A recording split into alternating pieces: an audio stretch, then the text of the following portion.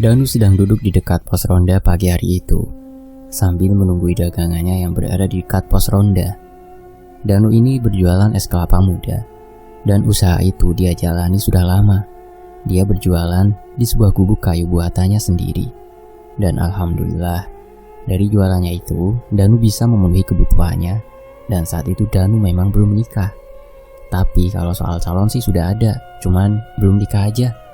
Dia tinggal di sebuah desa di daerah timuran dan dekat dengan sebuah alas keramat yang konon katanya banyak demitnya. Danu ini hanyalah orang biasa saja, namun memang ada beberapa orang yang terpandang di desanya. Ya mungkin bisa saja disebut sebagai orang paling berada di desa itu. Dia adalah seorang juragan namanya Pak Galuh yang punya sebuah pabrik konveksi di daerah perkotaan. Dan orangnya memang nampak ramah dan sering juga bagi-bagi uang keluarga. Namun Danu ini entah kenapa kalau dekat dengan Pak Galuh itu hawanya rada panas dan beda. Dan entah itu kenapa, Danu juga tidak tahu. Siang itu pun Danu sibuk melayani beberapa pembeli yang lewat di situ. Ada yang dari desanya, ada juga yang dari desa lain yang memang kebetulan lagi lewat. Karena lokasi lapak dan pos ronda itu dekat dengan gapura desa dan jalan raya menuju ke desa-desa lain. Danu juga tak khawatir cari stok kelapa mudanya. Dia sudah biasa langganan dengan pedagang yang ada di pasar.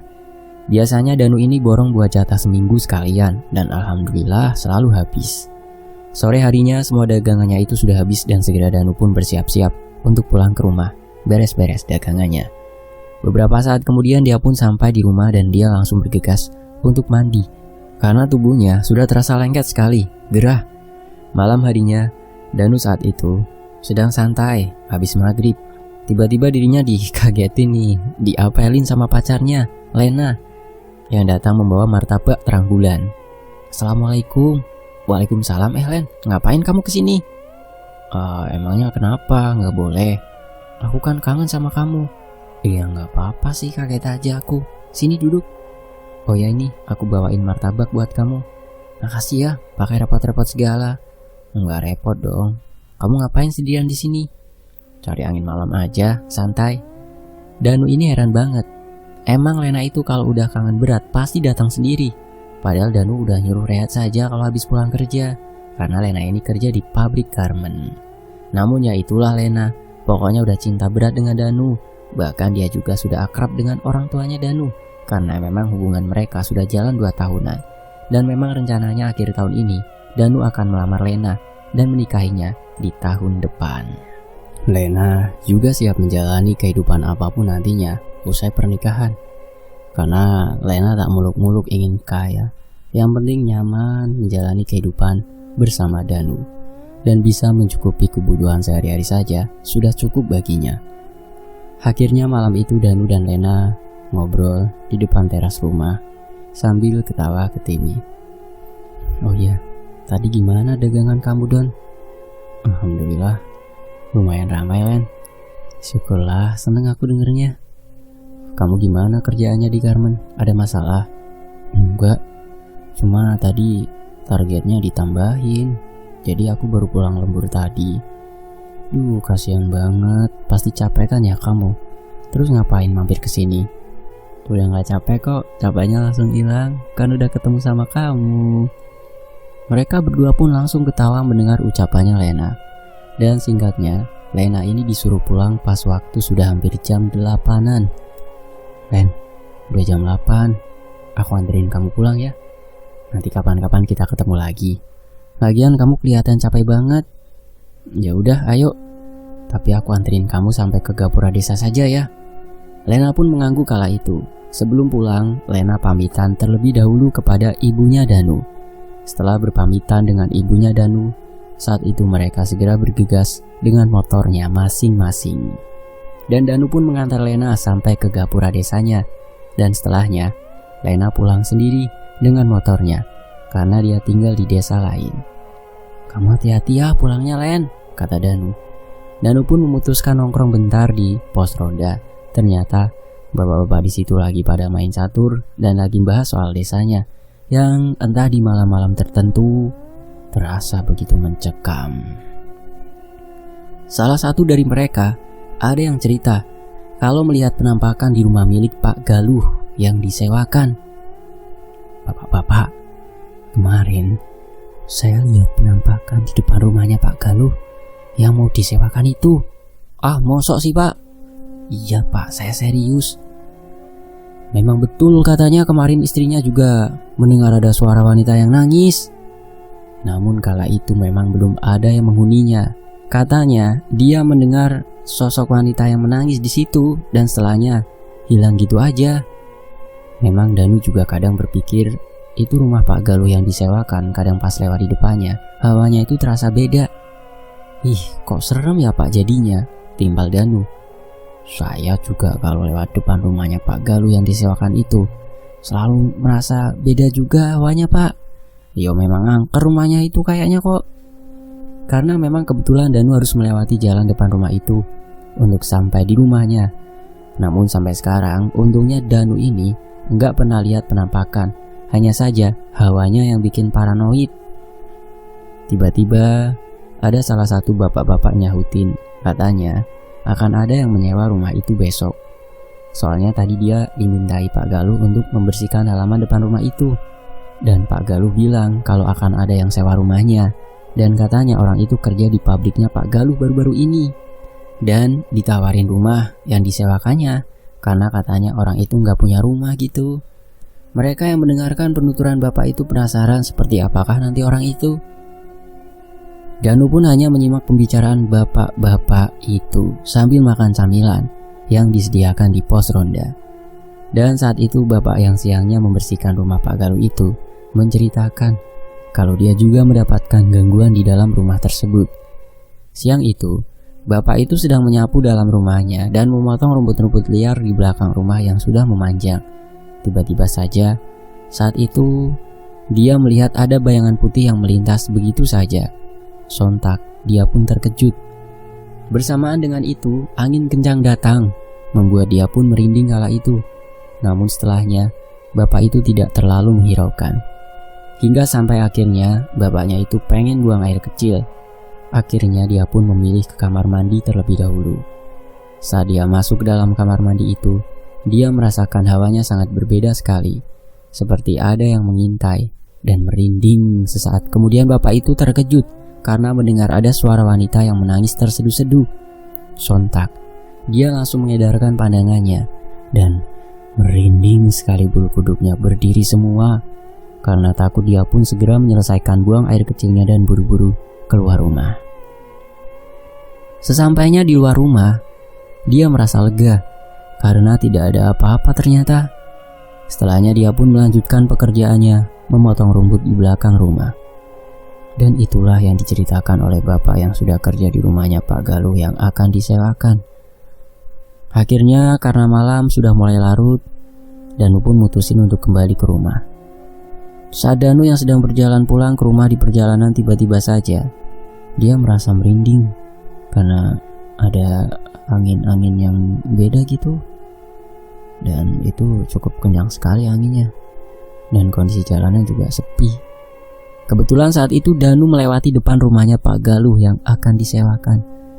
Tiba-tiba saja Danu merasa merinding, entah kenapa. Dia pun bergegas pulang karena takut dan sudah malam, sepi sekali. Sesampainya di rumah, Danu langsung cuci kaki, cuci muka. Tapi saat itu tiba-tiba saja dia yang hendak tidur masih kepikiran, siapa sebenarnya yang berani menyewa di rumah Pak Galuh? Karena menurutnya, kok ada yang mau menyewa di rumah angker itu? Ya mungkin si penyewa ini kan belum tahu riwayat rumah ya. Jadi ya mau-mau aja nih. Padahal kan sudah ada beberapa orang yang mau menyewa rumah itu tapi selalu tidak jadi. Namun sampai akhirnya Danu yang sudah ngantuk dan kecapean, dia pun tertidur dengan sendirinya. Esok paginya, Danu pun terbangun dan buru-buru mandi pagi. Memang Danu ini sudah biasa bangun pagi-pagi waktu subuh dan selanjutnya tidak tidur lagi, melainkan lanjut aktivitas.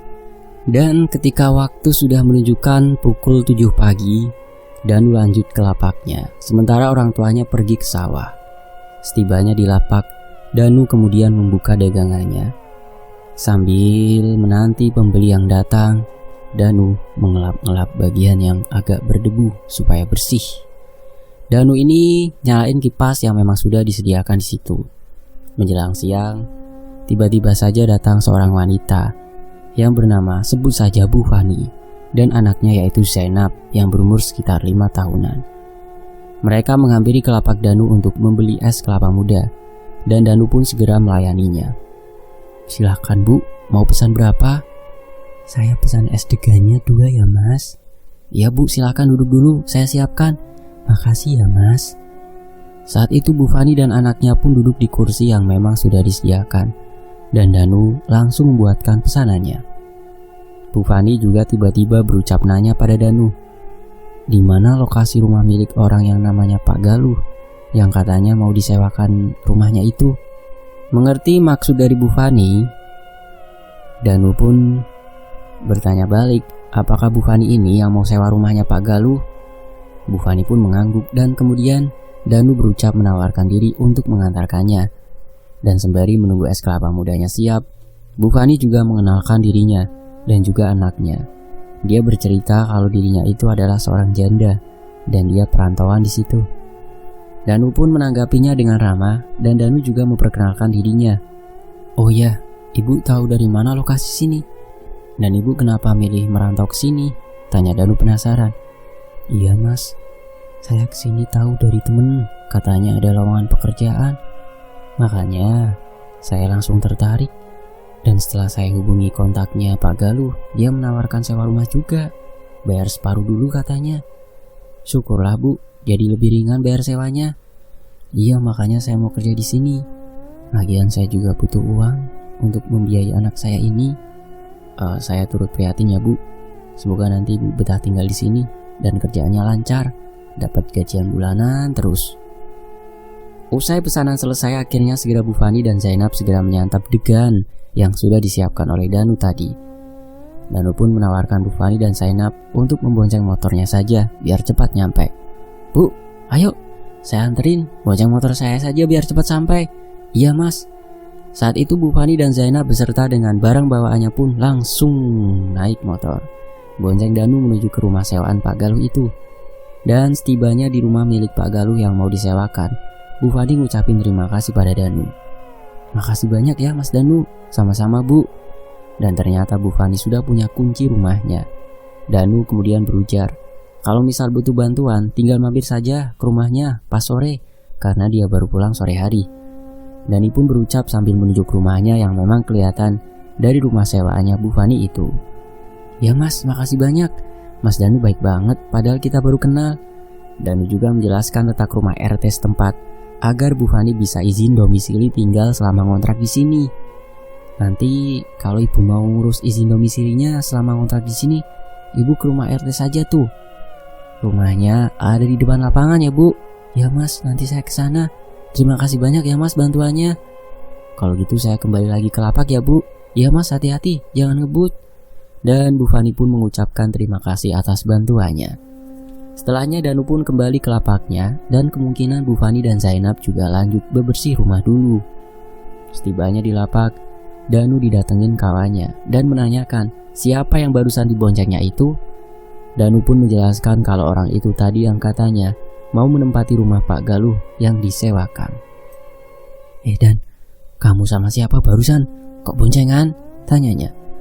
"Oh itu, orang yang mau menempati rumah Pak Galuh yang disewakan." "Oh." Dan kawannya pun cuma mengokan saja. Kawannya juga beli es degan karena merasa gerah banget hari ini. "Dan aku beli es degannya 1. "Siap, bentar tak siapin dulu ya." Dia juga nyeletuk nanya-nanya soal Bu Fani tadi. Pasalnya memang Bu Fani ini meski janda, dia nampak masih sangat cantik. Danu pun menjelaskan secara singkat kalau Bu Fani janda beranak 1. Dan emangnya dia siapa? Kamu kenal gak? Kelihatan masih muda dan sangat cantik banget loh." "Dia namanya Bu Fani, tapi dia sudah punya anak namanya Zainab. Dia juga datang dari kabupaten lain, merantau ke sini, mau kerja di garmennya Pak Galuh katanya." Kawan Danu itu pun hanya diam mendengarkan penjelasan dari Danu. Beberapa saat kemudian pesanan degannya pun sudah siap dan segera dia minum degannya.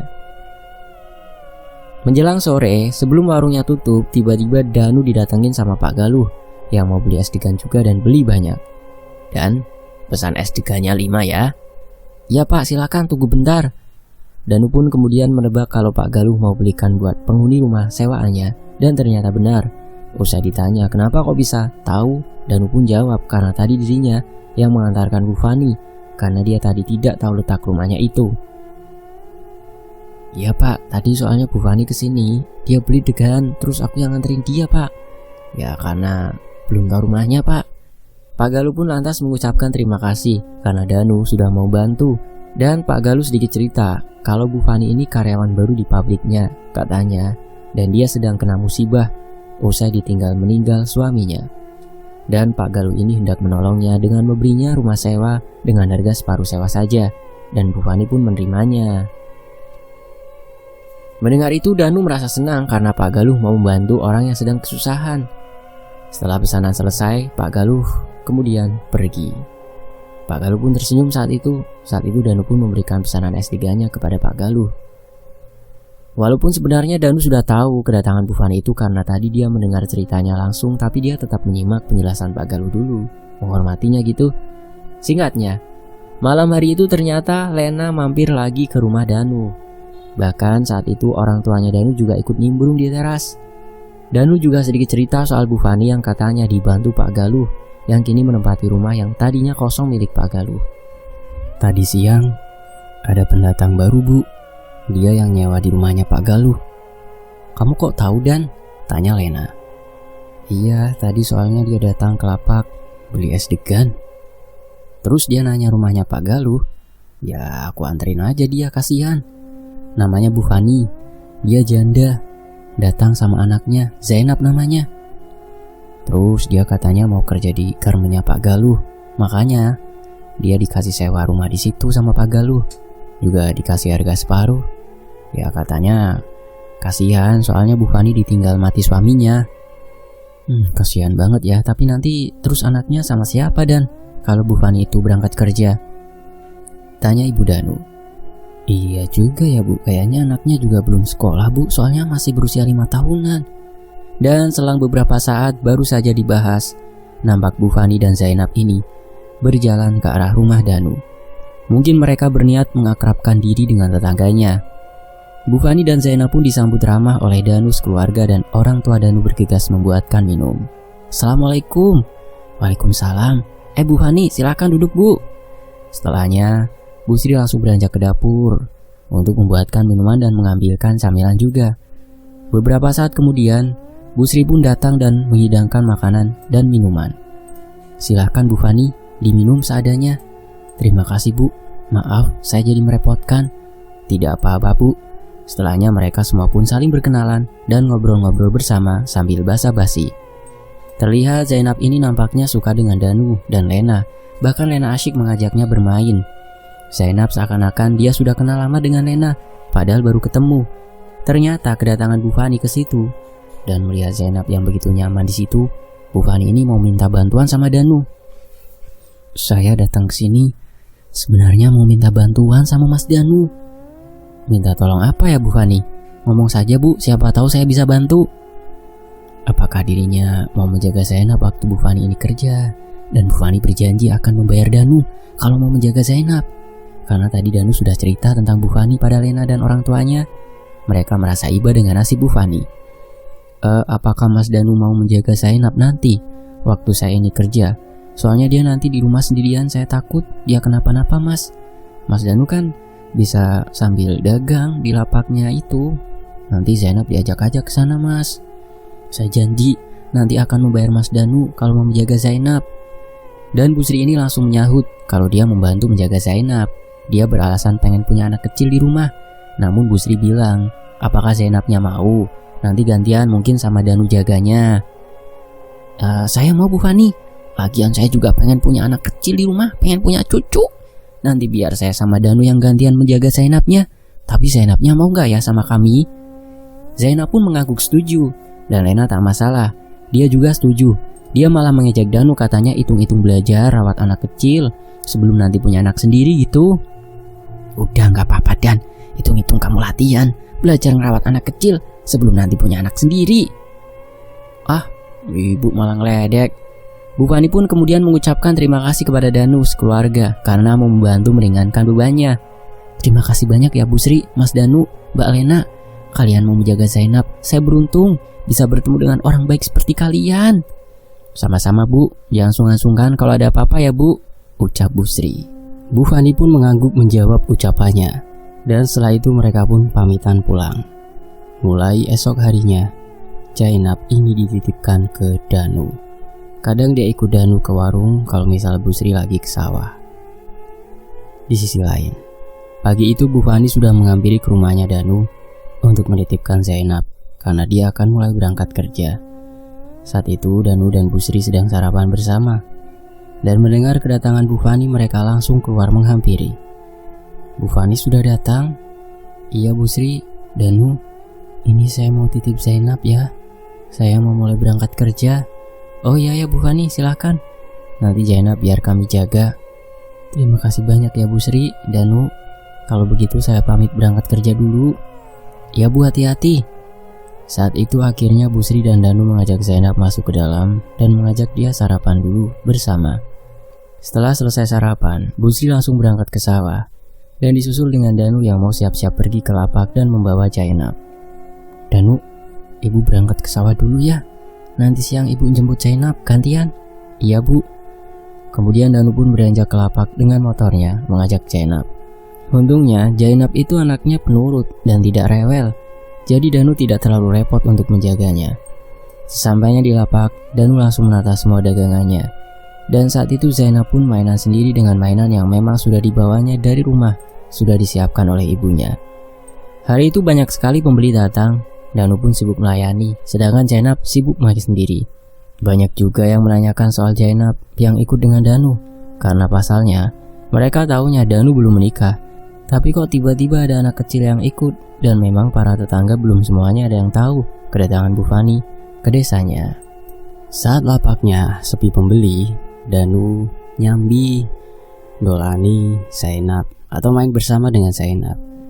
Jadi Zainab pun tidak bosan kalau mainan sendiri. Hingga akhirnya siang hari pun tiba.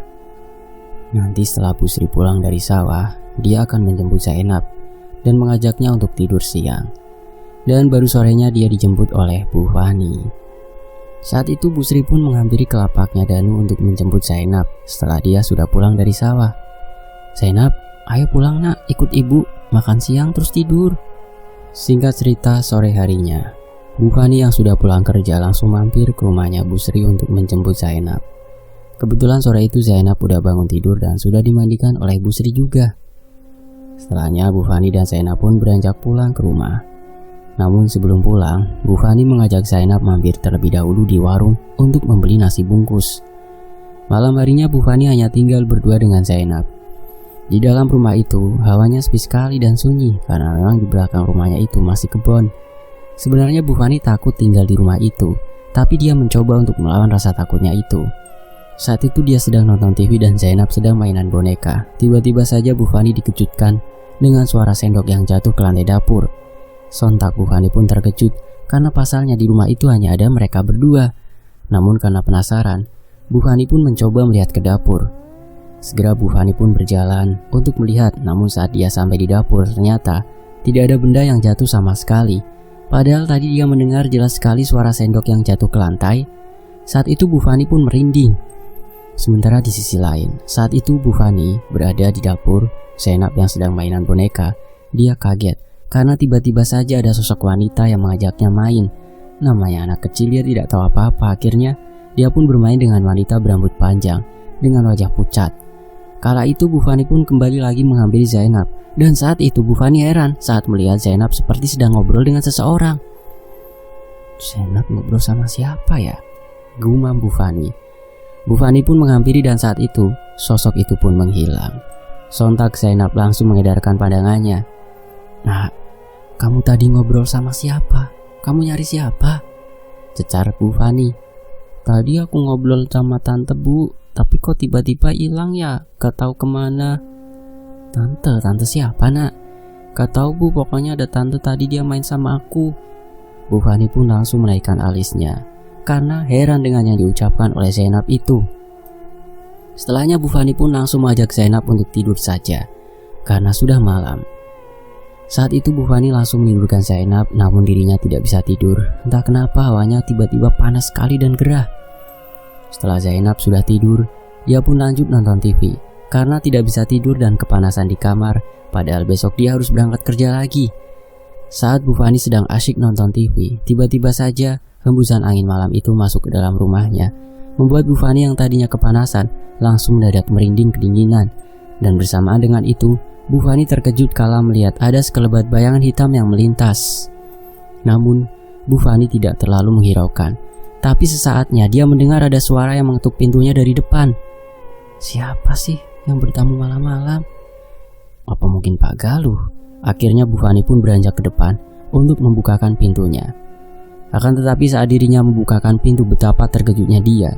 Tepat berada di hadapannya itu, di depan pintu ada sosok tinggi besar dengan kedua matanya yang merah menyala menatap tajam ke arah Bu Fani, dan tubuhnya hitam lebat mengeluarkan bau busuk yang menyengat sekali, hingga tubuh Bu Fani saat itu langsung terbujur kaku melihatnya.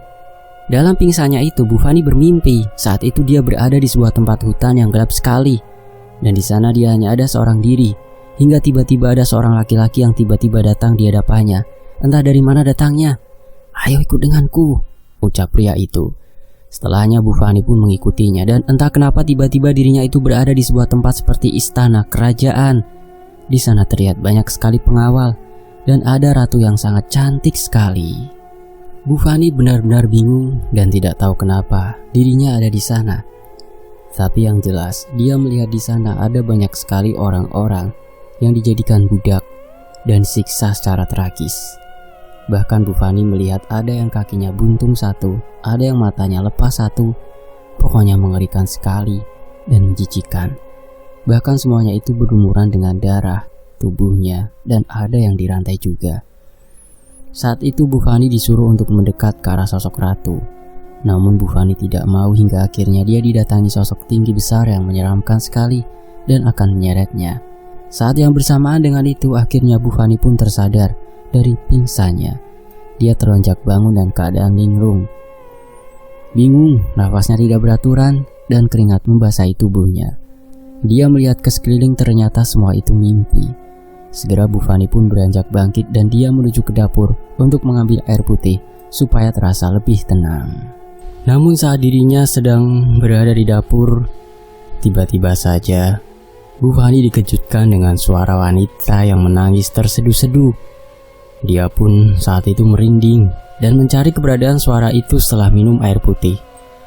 Akan tetapi setelah dia mencari kesana kemari, suara wanita yang menangis itu ternyata tidak menemukan sama sekali. Karena takut dan merinding, Bu Fani pun memilih kembali ke kamar untuk tidur. Tapi sebelumnya dia mematikan TV-nya terlebih dahulu, karena ternyata dari tadi belum dimatikan. Saat dirinya sedang membaringkan tubuhnya di atas kasur, tiba-tiba saja dia melihat ada sekelebat bayangan putih. Dan saat itu Bu Fani mencium bau busuk yang menyengat. Dia pun mencoba untuk tidur dan menenggelamkan tubuhnya di balik selimut. Hingga akhirnya Bu Fani pun tertidur dengan sendirinya. Hal itu pun berlanjut di hari-hari setelahnya. Bahkan suatu hari saat Bu Fani hendak membayar Danu hanya mengambil separuh harganya saja, karena dia tulus membantu merawat Zainab dan sudah menganggap Zainab seperti adik kecilnya sendiri. Bu Fani ini benar-benar mengucapkan terima kasih banyak pada Danu dan keluarganya. Namun ternyata kebahagiaan Danu atas kehadiran Zainab yang menemani hari-harinya yang tadinya sepi tidak berlangsung lama. Usai Bu Fani ramah kepada warga sekitar dan dikenal baik juga, tepat 6 bulan setelah menempati di situ, Bu Fani ini harus mengalami kejadian tragis yang menimpa dirinya dan anaknya. Tepatnya setelah Bu Fani menetap di situ selama 6 bulanan, suatu hari Bu Fani ini tak sengaja menemukan sebuah kresek hitam yang ternyata berisi sekeblok uang. Melihat itu tentu saja Bu Fani tak menyia-nyiakannya. Diam-diam dia membawanya pulang ke rumah. Dan singkatnya, Bu Fani ini mulai menggunakan uang itu untuk keperluan sehari-harinya. Dia bahkan tak peduli berasal dari manakah uang itu. Pokoknya dia butuh uang banget. Ya, sikat aja. Hingga suatu hari, Bu Fani ini mulai diteror sosok seram berupa genderuwo. Hal itu membuat Bu Fani ketakutan sendiri. Bahkan Zainab juga terkena imbasnya. Dia jadi sering rewel. Suatu hari, Zainab saat dititipkan ke Danu, dia dengan polosnya cerita kalau di rumahnya ada hantu.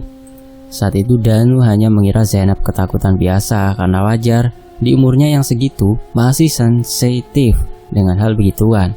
Danu kala itu hanya menyuruh Zainab untuk selalu baca bismillah aja biar tidak diganggu. Zainab pun hanya manggut-manggut. Hingga suatu malam saat Danu hampir tertidur, tiba-tiba dia mendengar suara teriakan kencang sekali. Karena penasaran, dia pun keluar dengan Bu Sri. Setibanya di luar, mereka sudah mendapati pemandangan dari jauh di rumah Bu Fani. Sudah banyak warga di situ. Usai mendekat ternyata, Bu Fani ini mengalami kerasukan. Terlihat Zainab menangis, dan saat melihat Danu dia buru-buru berlari menghampirinya. Danu pun menggendongnya dan berusaha menenangkannya. Dan salah satu warga kemudian memanggilkan Pak Ustadz Dirga, dan akhirnya Bu Fani berhasil ditenangkan. Akhirnya usai sadar, Bu Fani pun buru-buru diberikan air minum, dan akhirnya malam itu para warga inisiatif nunggu di sekitar rumah Bu Fani, dan Bu Sri menemani tidur Zainab di rumah itu. Di lain hari, usai normal dan para warga mengira kalau Bu Fani sudah sembuh, ternyata salah. Sosok itu masih mengintai Bu Fani. Dan puncaknya pada suatu malam, berdasarkan perkiraan, mungkin saat itu Bu Fani dan Zainab sudah tidur pulas di rumah. Dan entah kenapa Bu Fani ini terbangun dengan kondisi tubuh yang telah dirasuki oleh sosok itu. Dia menatap anaknya dengan senyum menyeringai. Lantas dia menuju ke dapur dan mengambil sebuah pisau. Dengan tidak sadar, dalam kondisi kerasukan itu, Bu Fani dengan tega langsung menggorok leher Zainab sampai dia mengerang kesakitan dan tewas seketika. Darah pun mengucur di sekitar dipan yang ditiduri dengan anaknya, dan parahnya setelah itu Bu Fani justru tertawa kencang sekali di malam yang sunyi itu. Kegaduhan pun membuat para warga menghampiri termasuk Danu. Dia khawatir dan saat itu dilongok dari arah jendela dia mendapati Bu Fani tangannya berlumuran darah dan memegang pisau. Danu pun sontak panik. Dia kemudian berteriak pada salah satu warga untuk segera memanggil Ustadz. Orang itu pun tanpa bertanya, melihat ekspresi Danu yang begitu serius, langsung segera menuju Ustadz. Danu tanpa basa-basi langsung mendobrak pintu hingga membuatnya jebol. Brak! Melihat itu Bu Fani langsung berlari ke depan menyerang Danu dengan pisau di tangannya. Para warga sontak terkejut melihat Bu Fani yang tiba-tiba menyerang. Untungnya Danu gesit dan menjatuhkan pisau di tangan Bu Fani, dan dia berteriak pada para orang di situ untuk membantu mengikatnya saja agar tidak memberontak. Dan Bu Fani masih mengerang kesurupan saat itu. Usai diamankan, Danu semakin khawatir dan berlari menuju kamar. Setibanya di kamar, dia langsung menjerit memanggil nama Zainab dan berucap istighfar. Dia benar-benar dibuat kaget atas pemandangan di hadapannya. Para warga pun menghampiri termasuk Bu Sri. Dia mendapati Danu menangis keras sambil memeluk jasad Zainab yang sudah tidak bernyawa dan berlumuran darah.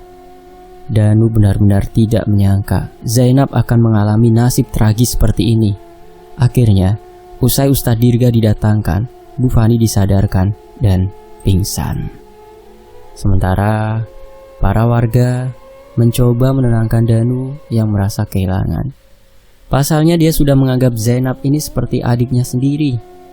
Akhirnya pada hari itu juga Zainab segera diurus jasadnya dan akan dikuburkan di desa itu. Warga juga prihatin atas kejadian itu. Bahkan usai Bu Fani sadar dan tahu kalau dirinya lah yang membunuh anaknya sendiri atas kesurupan tadi, dia menangis jadi-jadinya. Singkatnya, usai pemakaman selesai, Bu Fani yang mulai rada tenang, dia menceritakan setelah dirinya menemukan uang di plastik hitam dan memakainya, dia selalu mendapati teror. Dan setelahnya Bu Fani menyerahkan sisa uang di plastik itu pada Ustadz Dirga dan disaksikan oleh warga bahwa uang itu kemudian dibakar. Ustadz Dirga menduga kala itu ada orang yang memang sengaja menjebak Bu Fani. Sementara Danu yang masih merasa sedih, dia kemudian dibantu ditenangkan oleh Lena yang turut hadir juga di situ. Namun naasnya, 3 hari setelah tewasnya Zainab, Bu Fani pun menyusul meninggal dunia. Di pagi itu salah seorang warga menemukan Bu Fani tewas gantung diri di ruang tengahnya.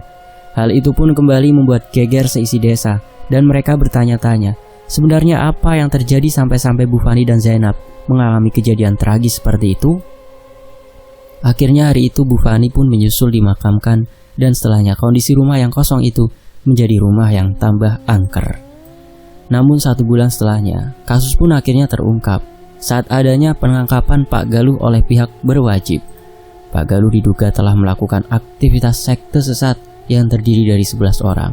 Mereka diduga melakukan praktek perdukunan dan Pak Galuh termasuk salah satunya. Dan selama ini diduga Pak Galuh telah menumbalkan karyawan-karyawan pabriknya yang sesuai syarat di sektenya, yakni orang yang lahir di malam Jumat Kliwon. Dan mungkin sebab itulah kekayaannya Pak Galuh makin bertambah dan bertahan lama. Bahkan Pak Galuh juga menuturkan pada pihak berwajib kalau ternyata Bu Fani dan Zainab adalah salah satu korban sekte sesat mereka, karena kebetulan Bu Fani dan Zainab juga lahir di malam Jumat Kliwon. Danu pun semakin sedih mendengar fakta itu, namun dia juga sedikit lega karena pelakunya sudah diamankan. Bahkan para warga yang marah, dia mengusir keluarga Pak Galuh yang masih tersisa di desa itu, yang ternyata sama-sama sudah mendukung kegiatan Pak Galuh. Setelahnya para warga dengan beringas merusak, bahkan membakar aset-aset rumah milik Pak Galuh, termasuk yang ditempati Bu Fani dulu. Bahkan pabrik garmennya Pak Galuh juga sudah ditutup. Dan bersyukur setelah penangkapan Pak Galuh, desanya itu menjadi adem tentrem, tidak ada teror-teror lagi. Singkat ceritanya, 1 tahun kemudian Danu pun melangsungkan pernikahan dengan Rena, dan setiap waktu luang Danu dan Rena selalu mengunjungi makam Zainab dan Bu Fani untuk mendoakannya. Tamat. Jangan pernah melakukan perbuatan yang bersekutu dengan jin, iblis, dan sejenisnya, karena semua itu hanyalah tipu daya dan akan membuat kita jadi manusia yang berperilaku seperti iblis tak punya hati. Di balik orang yang bersikap baik kepada kita, tidak ada yang tahu kalau ternyata ada maksud tertentu yang dilakukan orang itu. Ada udang di balik batu. Semoga kita dijauhkan dari hal-hal yang demikian dan selalu dikelilingi dengan orang-orang yang baik. Amin. Terima kasih sudah menyimak Gitoni FS. Saya pamit. Wassalamualaikum.